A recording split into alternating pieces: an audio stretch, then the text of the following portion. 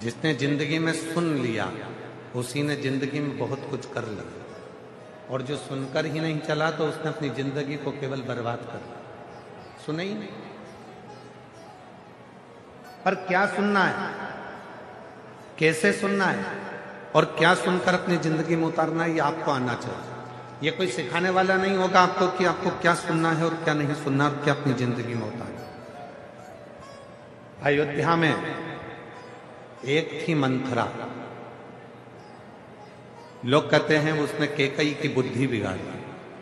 शिव महापुराण की कथा श्री रामचरितमानस का छोटा सा संवाद लेकर चलती है। ऐसा नहीं कि राम कथा शिव महापुराण में नहीं है, छोटा सा संवाद रामचरितमानस का शिव महापुराण में वर्णन आता है। एक मंथरा अयोध्या के राज्य को डिगाने के लिए मंथरा ने केवल कैकेयी के कान नहीं भरे। मंथरा सबसे पहले गई कौशल्या जी के पास। कौशल्या जी को अपशब्द कहे कैकेयी के बारे में, सुमित्रा के बारे में। जब कौशल्या जी के कानों में बात नहीं ठहरी तब वो मंथरा गई सुमित्रा जी के पास। सुमित्रा जी ने भी उसकी बात नहीं मानी।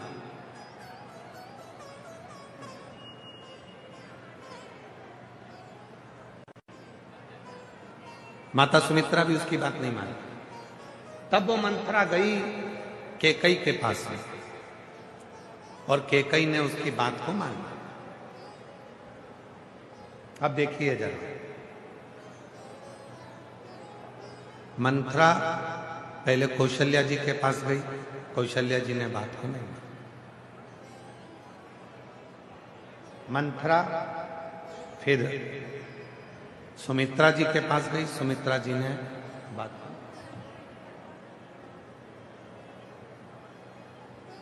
फिर मंथरा गई कैकेयी के पास और कैकेयी ने बात को मान ली।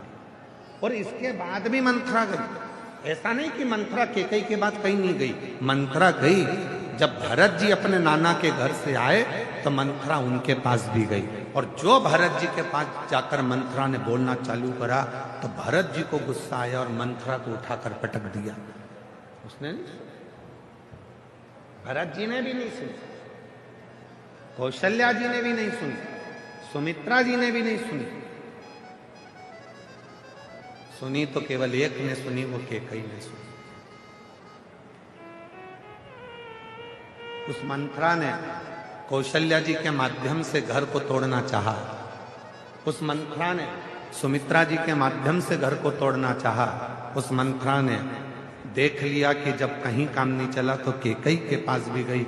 वहां जाकर कान भरे, वहां जाकर थोड़ा सा कानों में जहर घोला और उसने घर को तोड़ दिया।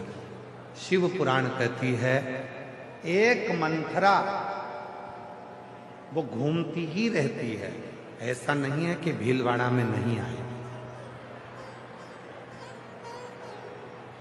एक मंथरा है वो घूमती रहती है, वो भीलवाड़ा भी आएगी। तुम्हारे घर में जितने सदस्य हैं, तुम्हारी सास है तो उसके पास भी जाएगी, जेठानी है तो उसके पास भी जाएगी, देवरानी है तो उसके पास भी जाएगी, और वो मंथरा तुम्हारे पास भी आएगी। अब मंथरा ये देखती है कि किसके माँ बाप के संस्कार कैसे हैं। कौशल्या जी के माता पिता के संस्कार समझ में आए, सुमित्रा जी के माता पिता के संस्कार समझ में आए, और कैकेयी जी के माता पिता के संस्कार सामने आए। वो मंथरा आई।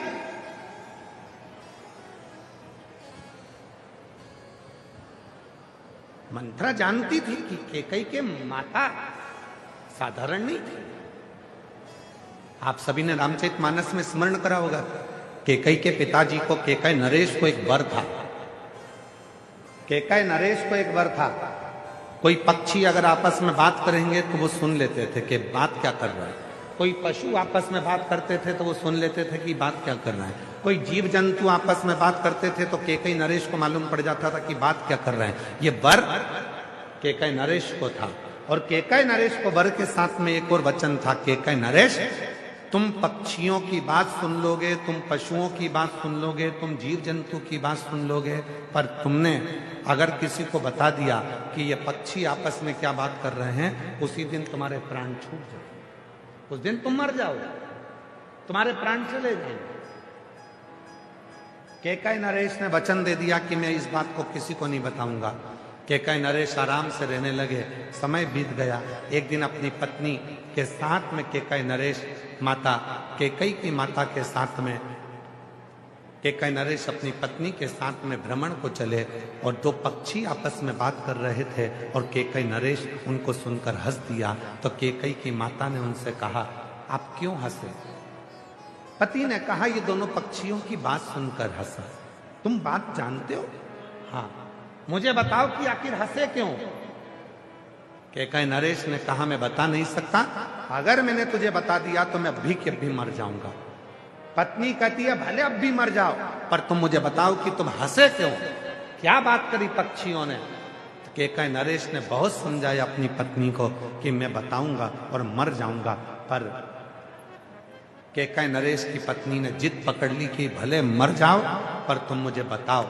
तब कैकई नरेश ने दोनों पक्षियों की बात जैसे ही अपनी पत्नी को बताया, बताते से कैकई नरेश के प्राण छूट गए, मर गया।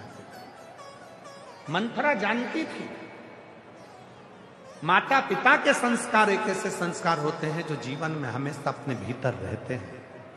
इसलिए मंथरा आएगी, तुम्हारे को भड़काने का प्रयास करेगी।